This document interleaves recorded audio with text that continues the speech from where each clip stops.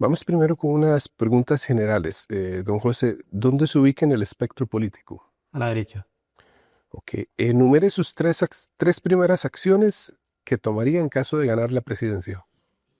Primero, instalar de inmediato el Consejo Presidencial de Seguridad ampliado para que estemos en coordinación con el Poder Judicial, la Asamblea Legislativa y el sector privado. Presentarles de inmediato el plan de trabajo para poder estabilizar el país en la seguridad. Y la tercera acción sería hacer una declaratoria de emergencia nacional educativa. ¿Derogaría algún decreto que esté vigente en este momento? Em, no, de momento no. Ok, la relación con el Congreso, o sea, y el marco legal, ¿cuál sería su reforma legal prioritaria? Estaría haciendo una que tiene relación con, dos que tienen relación con la seguridad. El primero es que nosotros vamos a heredar el presupuesto que deja la administración saliente y en el presupuesto que vamos a presentar nosotros va a estar expresada una determinación para poder recuperar la seguridad de Costa Rica.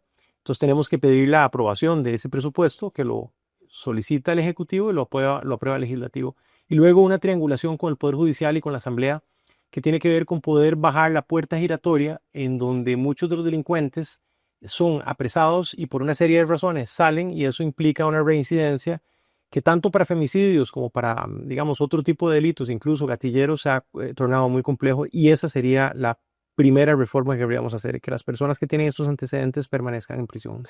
Una aclaración sobre la primera parte. Como el gobierno entra en mayo y ya tiene un presupuesto en curso, está hablando de un extraordinario. Correcto. Ok. Ok, vamos al tema de seguridad. Justamente, ¿de dónde tomaría los recursos adicionales para invertir en seguridad? Sí, en este momento estamos haciendo el análisis preciso, todavía no tenemos el detalle final, detallado, pero lo que, para ser claros, no vamos a hacer una reforma tributaria para cobrar más impuestos. Vamos a poner en pausa algunos de los diferentes programas que son menos prioritarios que mantener a los costarricenses con vida. Entonces sí vamos a poner en pausa ciertas de las iniciativas que actualmente se están financiando. ¿Los tienen identificados? Tenemos ya el plan en borrador casi final, pero todavía no lo tenemos finalizado, entonces prefiero ser prudente y esperar a terminar los análisis. Ok. ¿Cómo atacar la capacidad de los grupos narcotraficantes de reclutar a la juventud? Hay dos, en realidad es un problema multidimensional y hay varias tácticas simultáneas. Voy a tratar de manera muy concreta, responderte entendiendo que de manera simultánea se van haciendo varias cosas. Una, a través de la represión, definitivamente con el control territorial. Ahí lo que se va a hacer es coordinar con una base de datos multimodal, muy soportada en analítica de datos, en videovigilancia y en inteligencia artificial, estos puntos calientes en donde están concentradas la mayor cantidad de delitos, asesinatos, trasiego de drogas. Y ahí, con la articulación de las diferentes fuerzas y pidiéndole apoyo al OIJ para que sean punta de lanza en esta estrategia, digamos, de estabilización inicial, se hace un control territorial con el uso legítimo de la fuerza del Estado y básicamente yo estaría dispuesto por tiempos muy cortos de hacer estados de excepción y quiero decir a los costarricenses claramente cuánto. Hace aproximadamente 3 meses, si no me traiciona la memoria, recuerdo que los Lara decretaron un toque de queda en los barrios del sur y lo pudieron ejecutar. Eso es insólito. Entonces, cuando una cosa de esas extraordinarias se haga, ahí nosotros vamos a intervenir con toda la fuerza del Estado, con determinación y vamos a asegurarnos de que no sean ellos los que mandan, porque uno casi que podría argumentar que ya hay un toque de queda impuesto por los delincuentes a los costarricenses. Entonces, uno, uso de la fuerza, articulando las diferentes fuerzas policiales y pidiendo al OIJ apoyo muy fuerte. Segundo, hay que entender que toda esta organización internacional del tráfico de drogas y de la delincuencia organizada es como una empresa muy sofisticada que tienen una penetración desafortunadamente en puertos, muelles, municipalidades, en todas las diferentes aristas que tiene que ver o que son necesarios para que ellos puedan vender las drogas. Entonces, esto supone que hay que tener una articulación internacional. Está el SICA, está el Comando Sur de Estados Unidos con quien queremos tener una relación estrecha. Claramente está la Unión Europea y específicamente hemos estado pensando en pedir una asesoría técnica a la nación que es Holanda, que tiene una expertise importante en puertos y muelles para el tema de drogas. Entonces, primer punto, uso de la fuerza. Segundo punto, una articulación internacional compartiendo inteligencia y capacidades tácticas con la región y con los aliados democráticos que tenemos.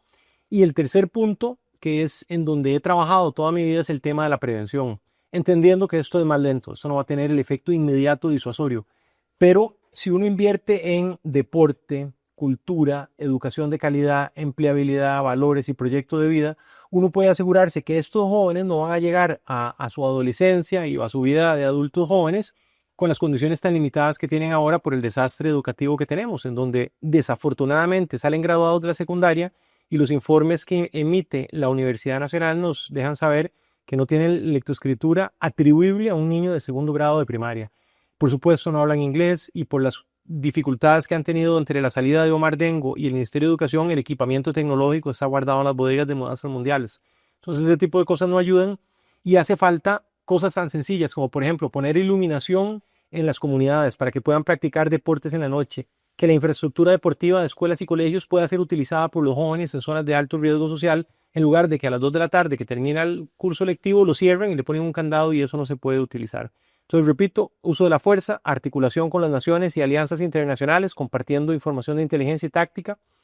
Y tercero, muy fuertemente, la prevención muy enfocada en deporte, cultura y mejora de la calidad educativa para que los jóvenes puedan tener empleabilidad y proyecto de vida. Creo que esta pregunta ya la contestó, pero voy a mencionarla. Es cómo recuperar el control territorial en las zonas controladas por el narcotráfico. Sí, y ahí quiero ser muy claro, Esteban, con vos y con los costarricenses y toda la audiencia de la nación, de que va a ser con el uso de la fuerza. Yo estoy clarísimo de que a mí no me van a mandar en papel celofán por Uber las armas que tienen los delincuentes. Se las vamos a tener que ir a quitar con el uso de la fuerza. Y mi obligación como presidente de la República es asegurarme que hoy los costarricenses buenos, que están trabajando, que quieren ir a estudiar, que quieren ir a la iglesia, que quieren hacer una vida tranquila, que todos en su mayoría van con miedo, y esto lo digo porque me ha tocado recorrer los 84 cantones, no he habido uno solo en donde la gente no me diga que está cada vez más temerosa y casi que un toque de queda. Y les comento una historia que me dijeron en Parrita.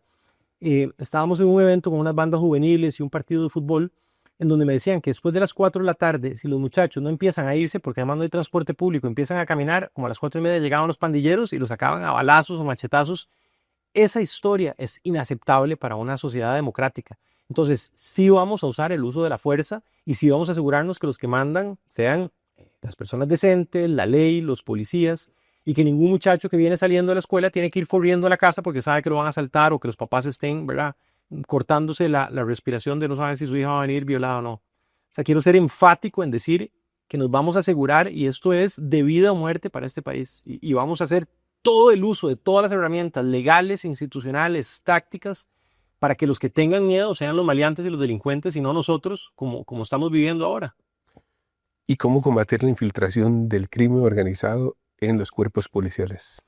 Eso definitivamente vamos a tener que pedir ayuda de los aliados extranjeros, eso sin duda es una verdad a voces, y yo anticipo que cuando este señor que va a ser extraditado, Celso, empiece a compartir todas las cosas, va a ser difícil para los costarricenses tragarse esa píldora amarga de justo lo que vos decís, que hay una penetración, y él señala no solamente en los cuerpos policiales, sino en los supremos poderes de la República. Él ya dijo claramente que tenía vínculos en la Asamblea Legislativa y en el Poder Judicial. Entonces vamos a tener que pedir ayuda a cuerpos internacionales de democracias aliadas que tengan este tipo de fortalezas, y yo confío la verdad en el OIJ. Creo que es una institución valiente, que no voy a decir que es perfecta, que todo es perfectible cuando están seres humanos involucrados, pero confío que ellos y con aliados internacionales, democracias internacionales que nos quieran apoyar, vamos a poder hacerlo. Y sin duda entiendo que la filtración es seria. ¿Liberaría recursos al OIJ y a la Fiscalía? Ha habido una disputa por ese tema para que Sí, invierta más en seguridad. sí, definitivamente.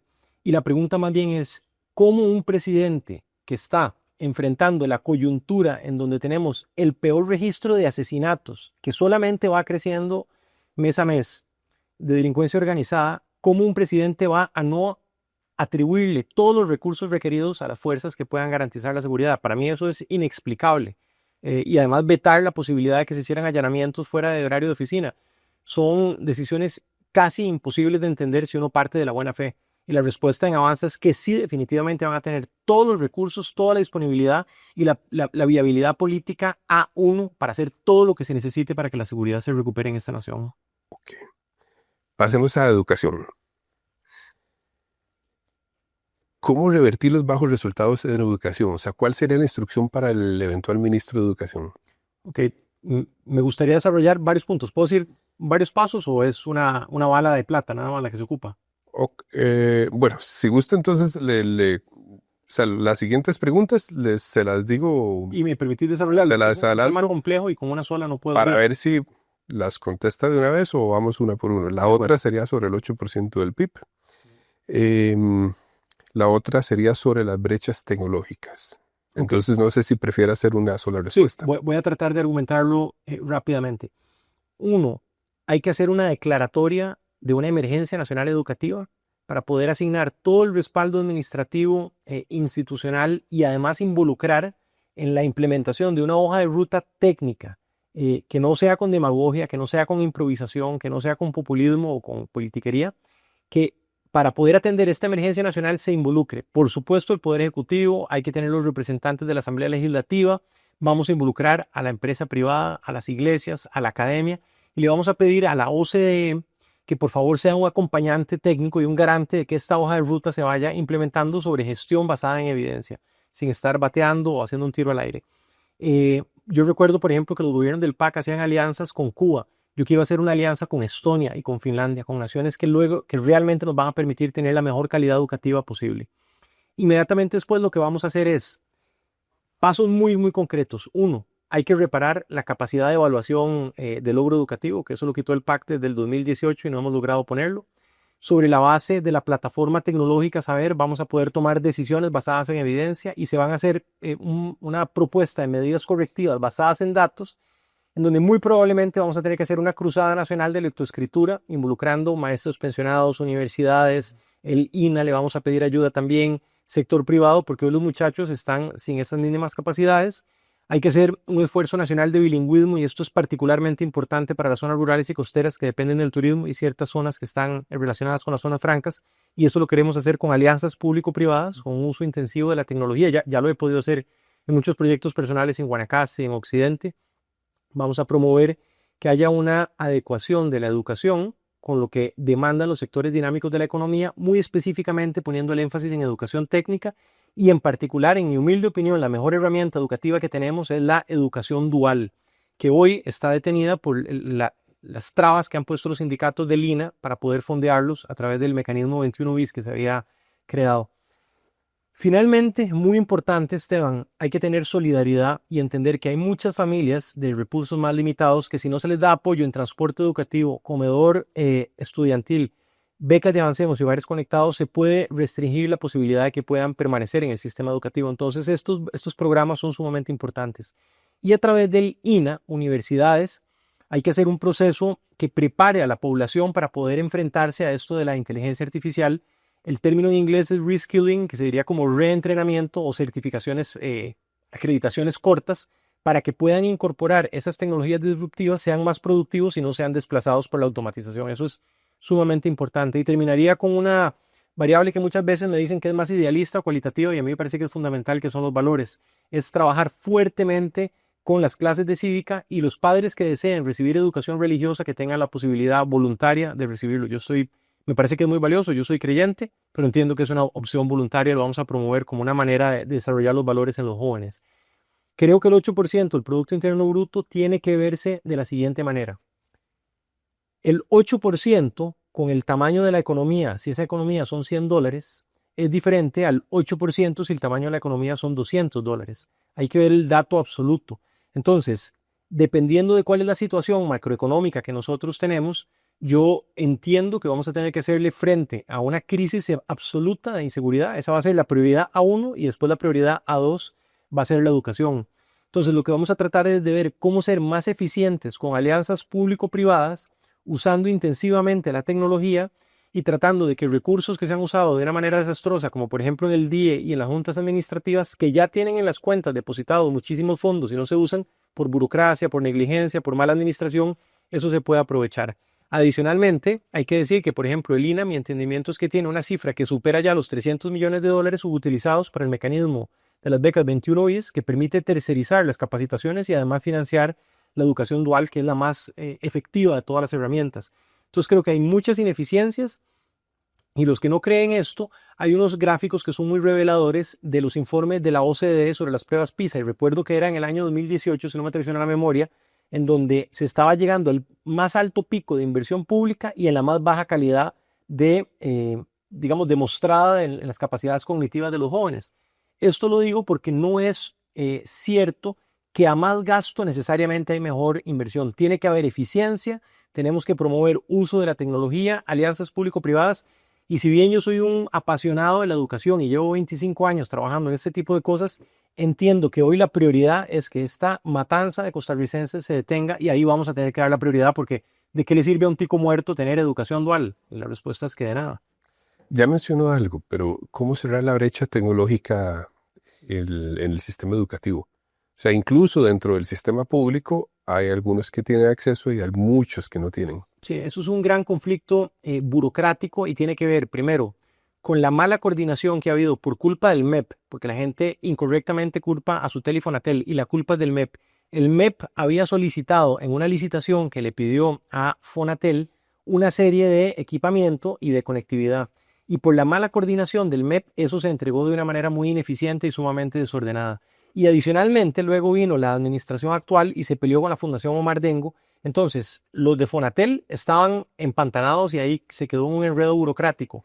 Luego vino la Fundación Omar Dengo y se peleó con el MEP y eso produjo que una gran cantidad de equipamiento, que sumando los dos, si no me traiciona la memoria, oscila en los 60 millones de dólares, una buena parte todavía está pudriéndose en las bodegas de mudanzas mundiales, lo cual me parece un despropósito.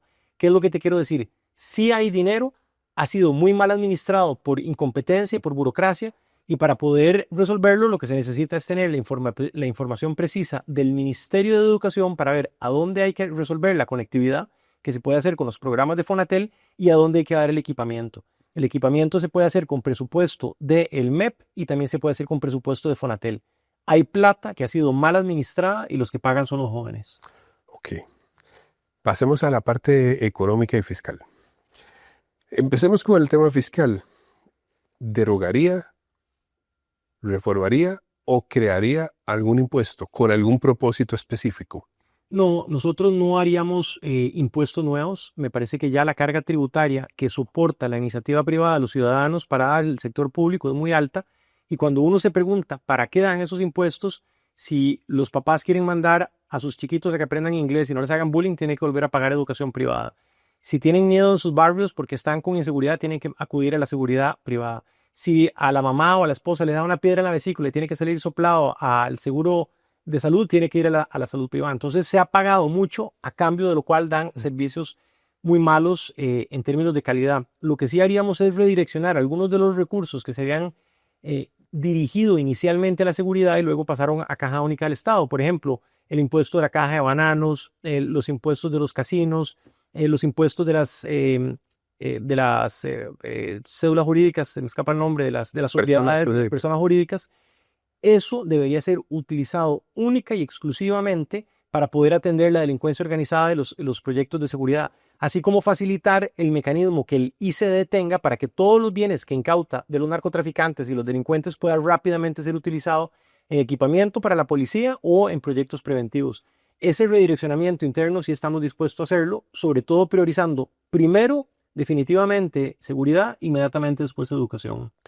Que la administración Trump ha tomado decisiones que están afectando las exportaciones con los aranceles y ahora hasta está evaluando la posibilidad de gravar la exportación de parte de nosotros de dispositivos médicos. ¿Cuál sería su estrategia para negociar con la administración actual de los Estados Unidos?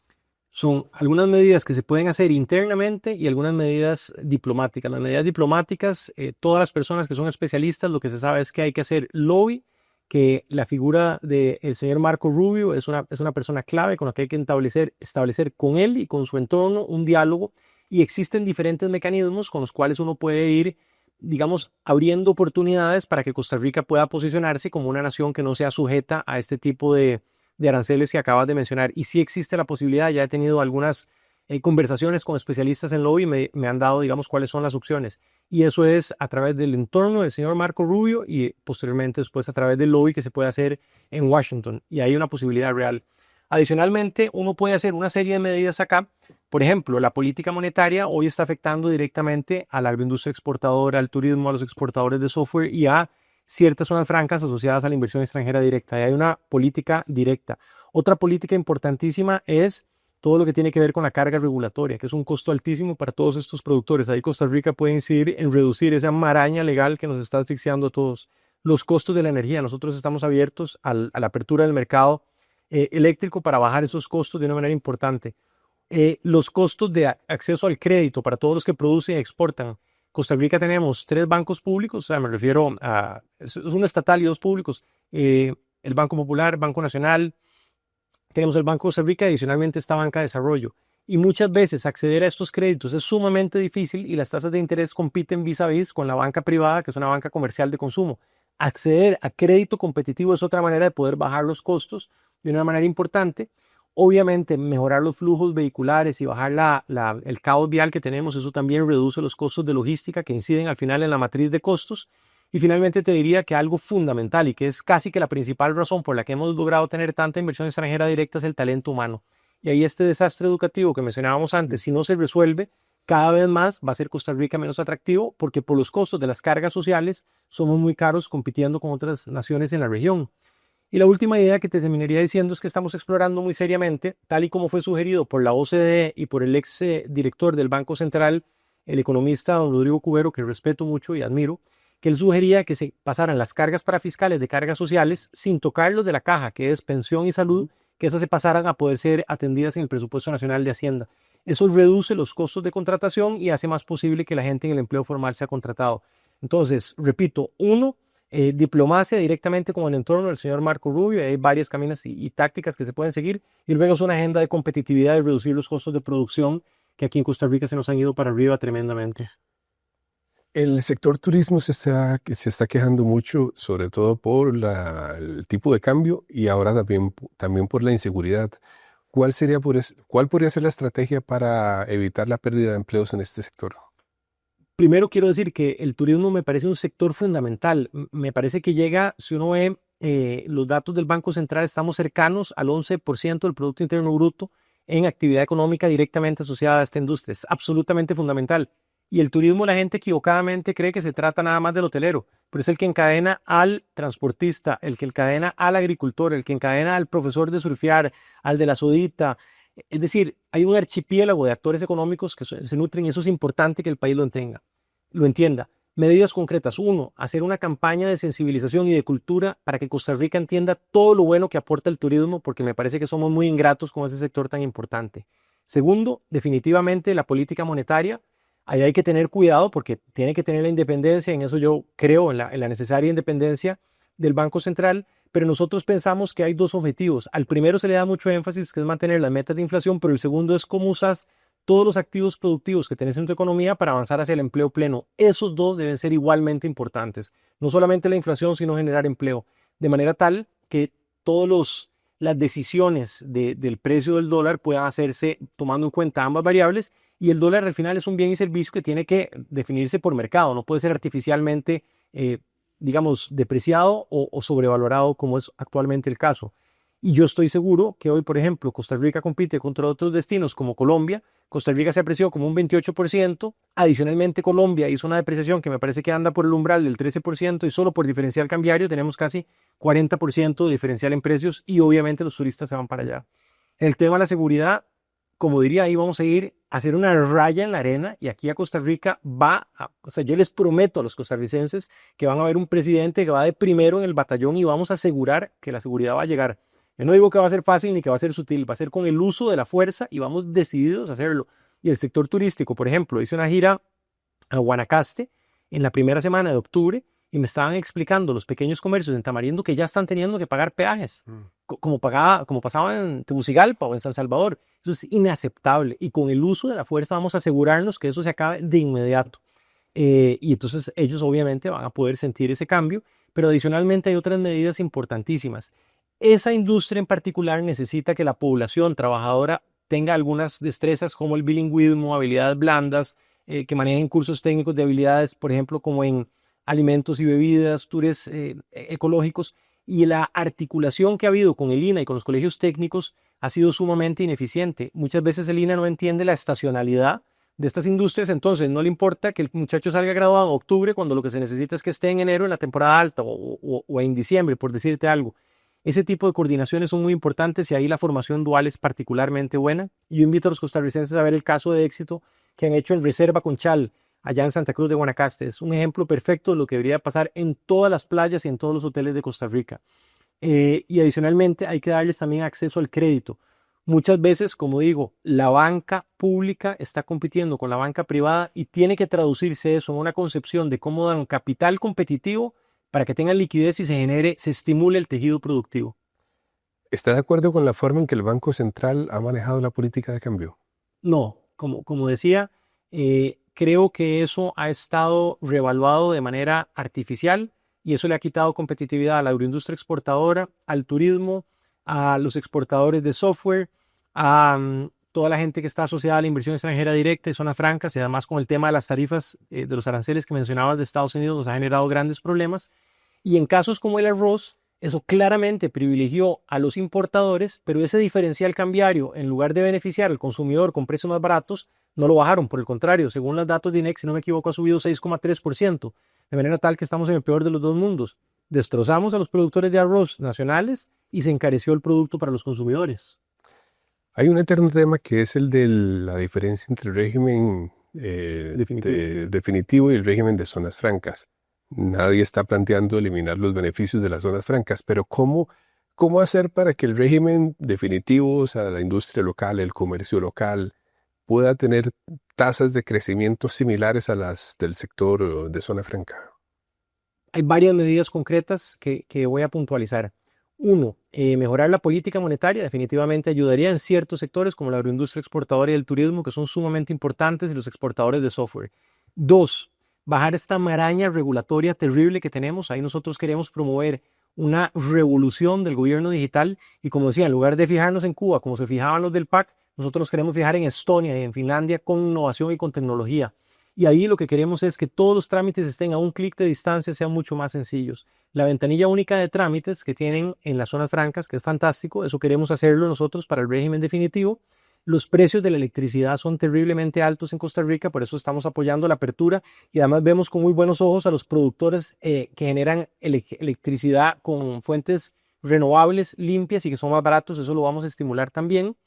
El tema del talento humano es absolutamente crucial. Por eso vamos a hacer una revolución en educación y de la mano de Lina también se tienen que hacer cursos cortos y cada vez más, conforme vaya avanzando la inteligencia artificial y la automatización del mercado de trabajo, incluso los que ya tienen trabajo tienen que estar haciendo acreditaciones cortas y actualización.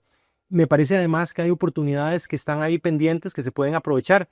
Nosotros estamos muy interesados en aprovechar los fondos de pensiones, hacer la reforma regulatoria que se requiere para que eso pueda permitirse desarrollar infraestructura, puertos, muelles, aeropuertos. Y un caso latinoamericano muy exitoso que tenemos que utilizar es, por ejemplo, el de República Dominicana, que tienen una infraestructura de primer mundo que abastece todo el desarrollo de la industria turística. Me parece que tienen 7 aeropuertos, tienen carreteras magníficas, una serie de puertos impresionantes y lo hacen utilizando los fondos de las pensiones que aquí en Costa Rica más bien tienen que especular, ir a desarrollar infraestructura en otros países y muchas veces los fondos de pensiones de esos otros países invierten en Costa Rica y nosotros desconcesionamos. Entonces el mundo al revés, nuestros recursos, nuestra liquidez de un país pobre en desarrollo, financiando la competitividad y el desarrollo de bienes de capital de países desarrollados. Eso es absurdo.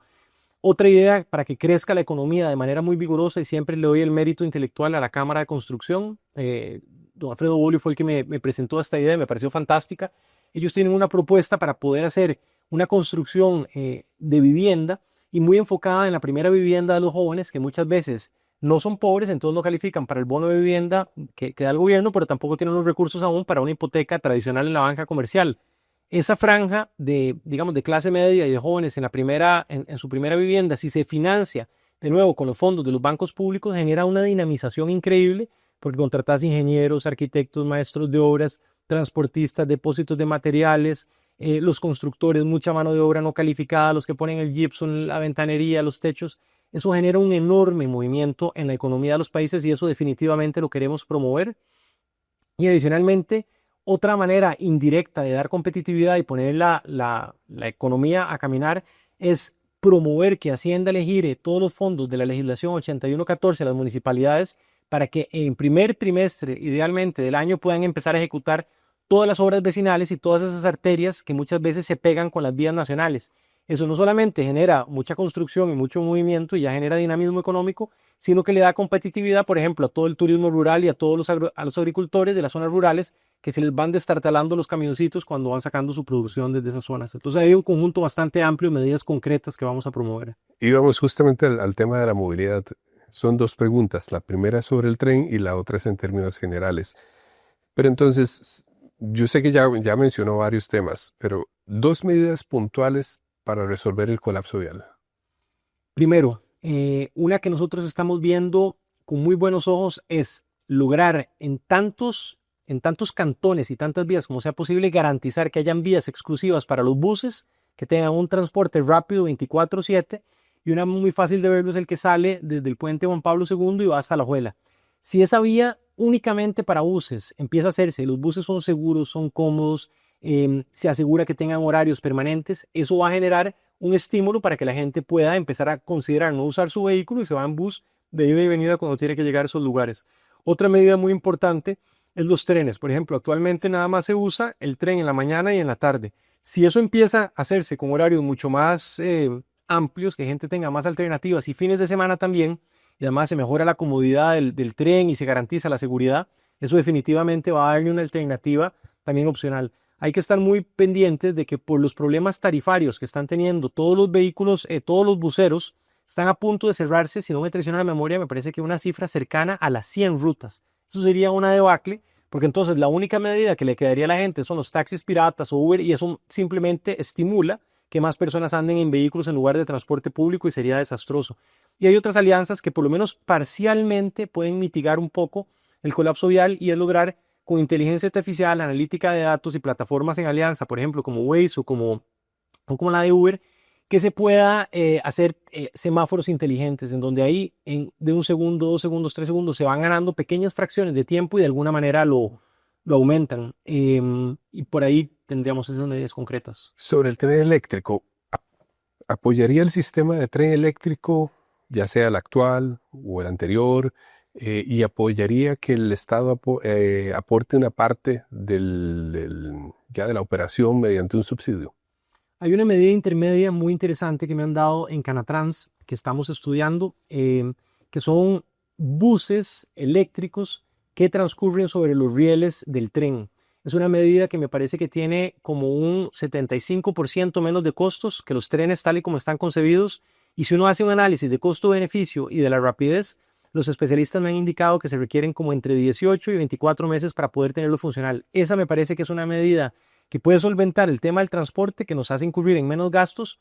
Y hay que entender y ser honesto intelectualmente que en todas las naciones donde han promovido trenes y metros hay un subsidio importante que hace el gobierno central, porque vía tarifaria no es suficiente, salvo que sean trenes de transporte de mercancías, que son mucho más sostenibles financieramente. Entonces, si se va a optar por esa opción del tren, hay que entender que solamente va a ser viable financieramente si hay un subsidio del Estado, y hoy macroeconómicamente vamos a estar muy, muy apretados y vamos a hacer una inversión fuerte para poder priorizar el tema de la seguridad. Entonces, por eso me inclinaría a que este sistema de buses eléctricos que transcurren sobre los rieles del tren sea una medida más similar. Y esto ha venido aumentándose de manera muy vertiginosa en América Latina, y hay especialistas que tienen las propuestas. Entonces, me parece que esa es una opción intermedia más razonable. Una pregunta sobre pensiones. ¿Qué medidas tomaría para evitar la quiebra o colapso del sistema de pensiones de invalidez, vejez y muerte de la Caja? Hay dos medidas complementarias. Una es la apertura de exploraciones mineras, y el segundo es generar una serie de medidas que ayuden a la formalización del mercado laboral.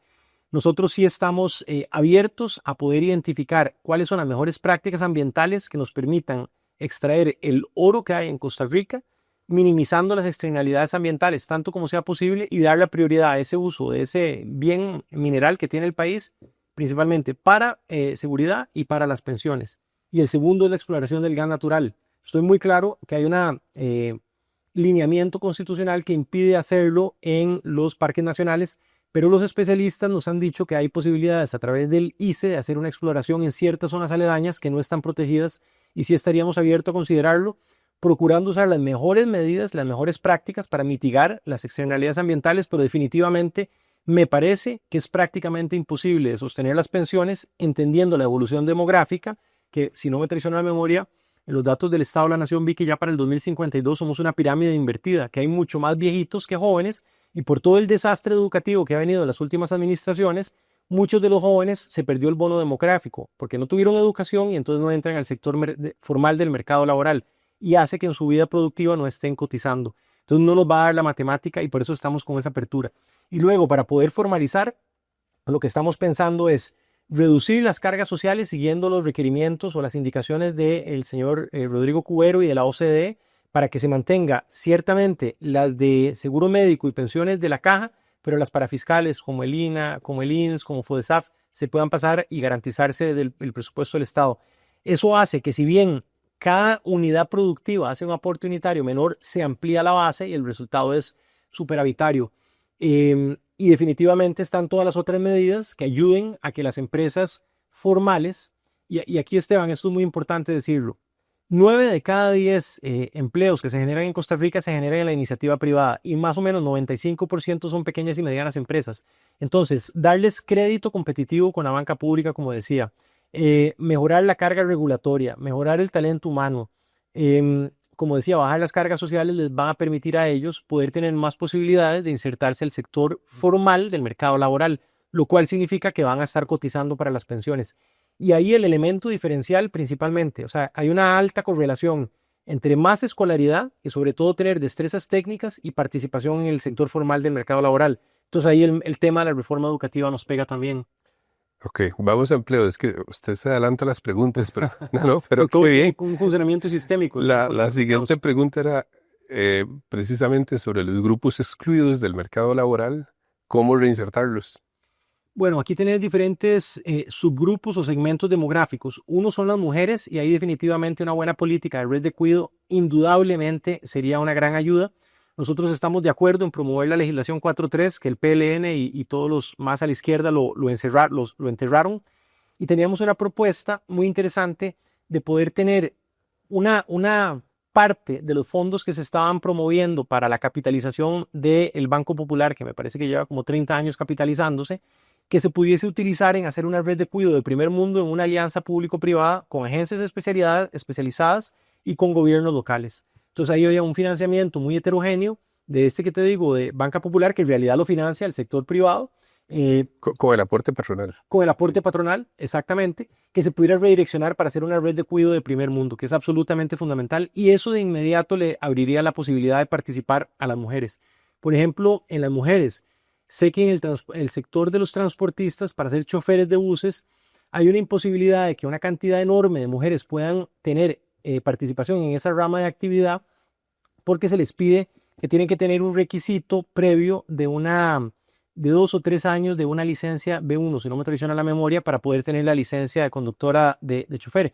Y uno puede hablar con algunos dueños de empresas que están en una falta terrible de personal de choferes y cada una podría alocar, no sé, 12,000 mujeres. Entonces hay una rama de actividad que de inmediato les podría dar trabajo haciendo esta reforma regulatoria. Después tenés la gente que está excluida en zonas rurales. Y ahí yo siempre me quejo de la indolencia de la burocracia y la insensibilidad. Porque, por ejemplo, en La Cruz, en donde he estado trabajando, que es una zona bellísima y está llena de gente que quiere salir adelante, ponen los horarios y las oficinas en la cabecera de Cantón de La Cruz, pero toda la gente que está en Santa Cecilia, en La Virgen, en Santa Elena, que tienen que agarrar un caballo, una moto para pasar el río, después llegar al bus, no les da tiempo de llegar a esas capacitaciones. Entonces, si no les ponen conectividad y los horarios son horarios que no les permiten a ellos llegar, no se pueden capacitar y por ende no pueden ir a trabajar.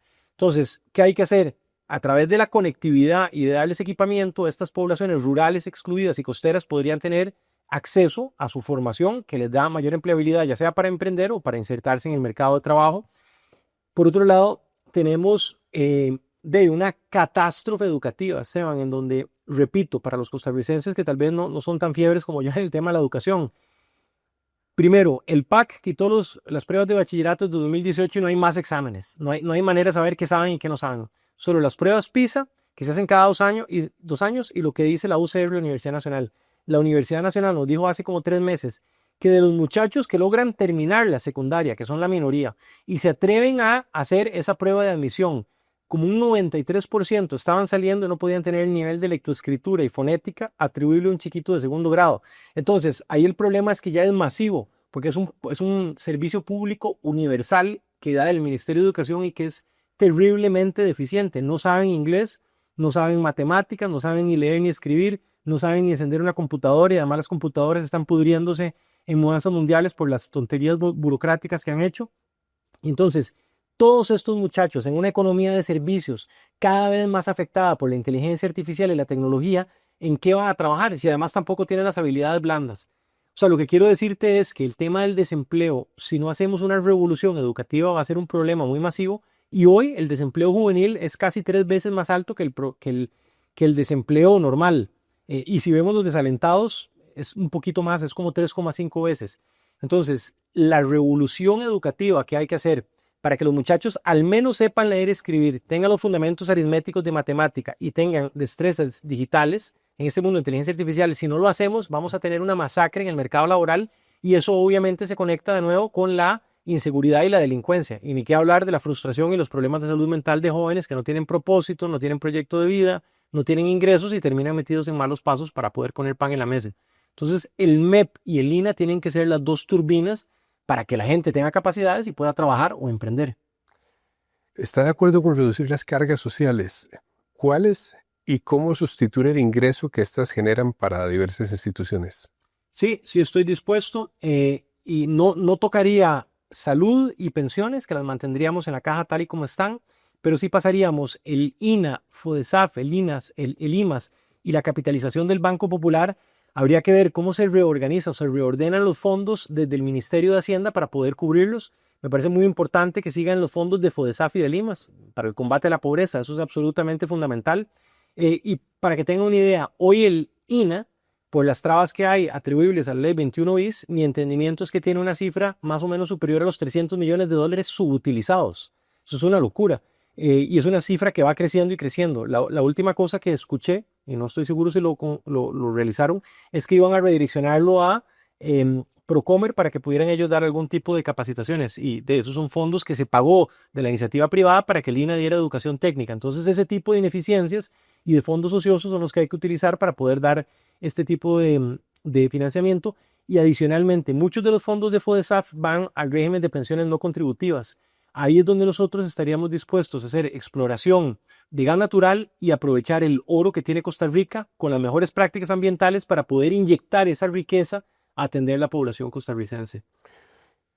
Igual, sobre inversión social, ¿estaría de acuerdo con fusionar o cerrar instituciones? Sí, hay un estudio de la Contraloría General, me parece que es un estudio del 2014, si no me traiciona la memoria, que decía que en Costa Rica la política social selectiva, eso que hace FODESAF, eran más o menos 22 instituciones que hacían como 45 programas, de los cuales habían 23 que coincidían en población objetivo, bien y servicio y subregión territorial. Eso lo que significa es que hay una enorme redundancia administrativa que implica auditorías, ministros, viceministros, edificios, choferes, en donde mucho, para decirlo de una manera alegórica, mucho del agua, el chorro no le llega a la gente, sino que se queda en la manguera. Entonces eso es un despropósito. Y además creo que es muy importante hacer una modificación en la ley de FODESAF que utiliza la métrica monetaria para medir la pobreza en lugar de la métrica multidimensional. Y eso es muy, muy fregado porque me voy a tomar 2 segundos para desarrollar esto. Eso lo que significa es que el umbral con el que se define quién es pobre o no es el costo de la canasta básica. Si vos tenés ingresos superiores, entonces no sos, y si son ingresos inferiores, sí sos. Eso lo que da es un incentivo político para bajar la pobreza con asistencialismo, dándole una transferencia monetaria no condicionada. Entonces ahí mover las estadísticas, que es como maquillarlas. Pero si hay por ejemplo, un movimiento de inflación, aunque hayas sacado a la gente un poquito para arriba, el IPC sube, la línea de la pobreza sube y entonces todo ese montón de plata que dices esencialmente se perdió. En contraposición de si lo haces de manera multidimensional, en donde vos tenés la dimensión de educación, de vivienda, de protección social, de salud y de empleo. Entonces vos, por ejemplo, invertís en quitar todas las carencias y privaciones de educación y por ende eso te va a mejorar el acceso al empleo y si es empleo formal te va a mejorar el acceso a salud a través de la aseguración, del aseguramiento. Entonces, si esto le permite al programa social de Costa Rica usar un abordaje multidimensional, quitas el incentivo asistencial. Y déjame dar otro gran problema en este tema. Cuando una persona está en un proceso de capacitación y logra insertarse al mercado laboral y aunque se gane un colón por encima de la línea de la pobreza, eso implica que pierde todos los apoyos de red de cuidado y de becas. Entonces la gente dice, no, ¿para qué voy a estudiar y trabajar si me va mejor después no haciendo todo este esfuerzo y me dan todos los subsidios? En contraposición, de si es multidimensional, de manera temporal, las personas van recibiendo las becas, van desarrollando sus capacidades laborales y en un plazo prudencial se les quita la ayuda. Pero si la gente dice, si yo estudio y trabajo, me quita las ayudas, lo que hace es un estímulo para que siga recibiendo las ayudas asistenciales. Y es es contraproducente con el desarrollo humano y la inserción laboral. Ok, pasemos al área de salud. La deuda del Estado con la caja está llegando a su punto más alto en la historia. ¿Cómo hacer para atender esta obligación? Ahí hay dos precisiones cuantitativas muy importantes. Uno es que llama la atención que a pesar de que esa deuda es así, han habido un par de años recientes que ha tenido superávit la caja, de manera tal que es interesante por lo menos analizarlo. Hay un tema de cuantificación en donde Hacienda tiene una disputa en las métricas sobre cuál es el monto exacto y lo que dicen es que con el régimen de pensiones no contributivas todavía no se tiene con exactitud. Eso es importante poder dirimirlo y teniendo eso claro, por supuesto que hay que pagarle a la caja, es absolutamente fundamental. De nuevo, ¿cómo va a estar el país macroeconómicamente? Apretadísimo, los rendimientos del IVA cada vez son decrecientes y lo más probable es que vamos a llegar tal vez a tener incluso déficit primario. Entonces eso significa que vamos a estar teniendo que gastar un dineral en seguridad, que va a ser nuestra prioridad, un dineral en educación, que ya dije que también hay que hacer una inversión enorme y ahora hay que hacerle frente a esto. Repito, no hay más escape, en mi humilde opinión, que aprovechar los recursos minerales que gracias a Dios tenemos del oro y del gas natural, porque sí hay que pagarle a la caja, es fundamental. Y luego viene toda la agenda de la formalización. La caja tiene la posibilidad de hacer lo que hizo, por ejemplo, en Tibás y en Pavas, que tercerizaron los EBAIS con la UNIBE en Tibás y con una cooperativa en Pavas, se redujeron aproximadamente al 50% los costos y se bajó a cero la lista de espera. Y en lugar de haber hecho eso al 100% de los EBAIS y tener un gran ahorro que pueda mitigar la contabilidad de la caja, lo que hicieron fue institucionalizarlas, que me parece absolutamente incomprensible. Y todos los otros modelos también de promover la formalización del mercado laboral hace que haya más gente cotizando adentro de la economía, que le entra más platita a la caja y a las instituciones también. 3 medidas para reducir las listas de espera. Uno, tercerizar todos los EBAIS. Eso ya dije que reduce a cero las listas de espera y baja el 50% los costos. Dos, utilizando 5G y tecnología audiovisual desde la atención primaria en los EBAIS, permite conectarse con esta tecnología con doctores en los hospitales y las clínicas. Entonces, si vos tenés un problema en el riñón o en tus ojos, vía tecnología te pueden recibir de una vez la consulta en lugar de que te pongan a esperar para que vayas físicamente a hacer la lista de espera. Y luego haciendo alianzas público-privadas y tercerizando, en donde hay una gran oferta hospitalaria que podía, por lo menos para bajar esa lista de esperas, permitirle, sobre la base de una negociación transparente que se defina costo, calidad y una auditoría de la caja externa, para que todas estas listas de espera de la gente que se está muriendo esperando pueda ser atendida y que se abran horarios a la hora que sea, en la madrugada, que los 3 turnos estén trabajando. Es importante mencionar, Esteban, algo que es increíble.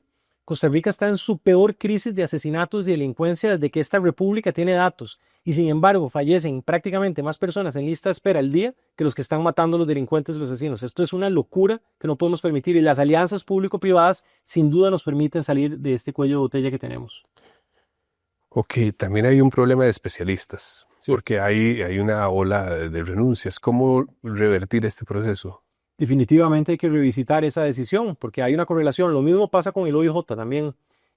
Cuando se metió este salario único, muchas veces se les quitó el incentivo financiero a los especialistas de llegar a los que ya estaban, pero adicionalmente ha habido una mala planificación que todas estas patologías que se sabía que nos iban a afectar no se empezaron a estimular. Y el problema ahora es que para poder formarlos va a tomar 5 o 7 años o más. Entonces vamos a estar forzados a tener que importar a algunos especialistas extranjeros en las áreas donde estemos en alarma roja, y no nos va a quedar de otra, y tener que revisitar esta determinación de darle los incentivos financieros para revertir esa decisión.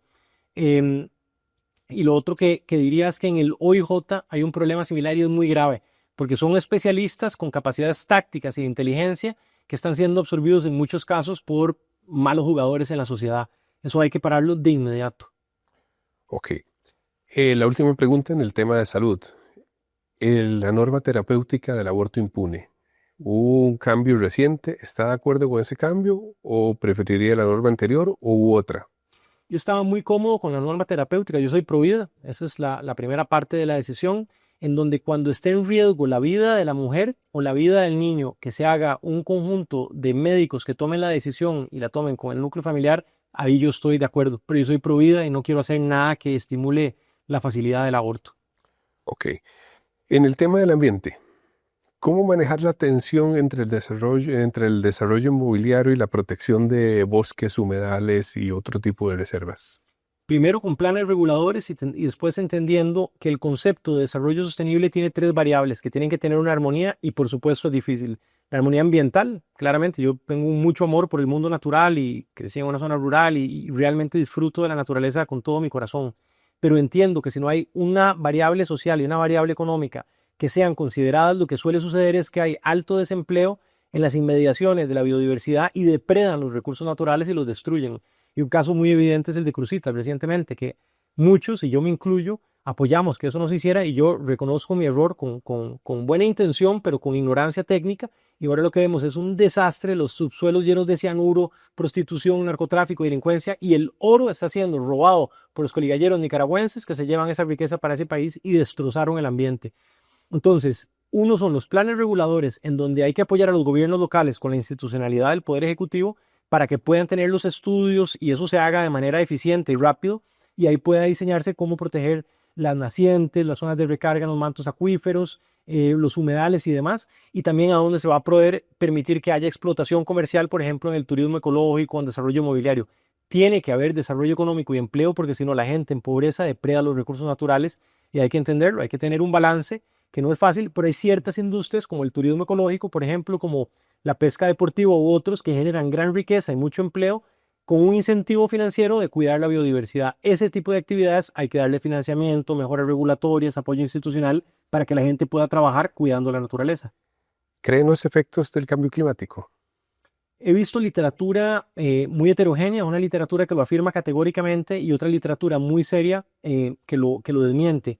Yo lo que creo que hay que hacer en este momento es tener la posibilidad de poder adaptar el país a condiciones climáticas extremas, como por ejemplo inundaciones o sequías, dependiendo de cuál sea la afectación del fenómeno particular, y tenemos que tener la posibilidad de aceptarlo, pero he visto literatura muy contundente que cuestiona las afirmaciones del cambio climático de científicos de la más alta seriedad en Europa. Entonces, la verdad, creo que es un debate que todavía está en ciernes y tengo escepticismo sobre el cambio climático. Ok. ¿Está de acuerdo con reducir el área de protección de la reserva Gandoca-Manzanillo? No. Ok. Pasemos a vivienda. Bueno, la pregunta es cómo promover el acceso a vivienda tomando en cuenta que ha habido aumentos de las viviendas en precario y una reducción de la cantidad de bonos de vivienda. Sí, eso fue una decisión de esta administración de recortar un modelo solidario de los bonos de vivienda y definitivamente no solamente genera una afectación social, sino económica, porque cuando se construye vivienda se contratan ingenieros, arquitectos, constructores, se compran depósitos de materiales, transportistas, peones de construcción, gipseros, la gente que pone electricidad. Entonces hay un archipiélago de actores económicos que se encadenan como un efecto dominó y toda esa gente recibe salario, paga renta, paga IVA, va al súper, va al apartamento. Entonces eso tiene una gran afectación económica y es un error, definitivamente. Lo que hay que hacer es, por un lado, con la banca pública, permitirle a los jóvenes que tienen la primera vivienda poder acceder a una tasa de crédito que les permita comprarlo. Segundo, solidariamente sí hay que incorporar esos recursos nuevamente en los umbrales mínimos que se tenían antes de que los empezaran a recortar. Y adicionalmente, también hay líneas de crédito que son muy interesantes, en donde le permiten a la gente hacer remodelaciones de las viviendas. Eso también genera mucho dinamismo económico y mejora la calidad de vida de las personas. Entonces, estoy totalmente a favor de estimular el desarrollo inmobiliario con la banca pública y adicionalmente hay una posibilidad de ver si se pueden hacer, tal vez no para casas, pero sí para carreteras, puertos, muelles, aeropuertos, con los fondos de pensiones, como decía anteriormente. República Dominicana es un país que es un espejo al cual nos tenemos que ver y eso genera enorme competitividad, riqueza y le permite al país además empezar a atender los cuellos de botella vehiculares que estamos sufriendo.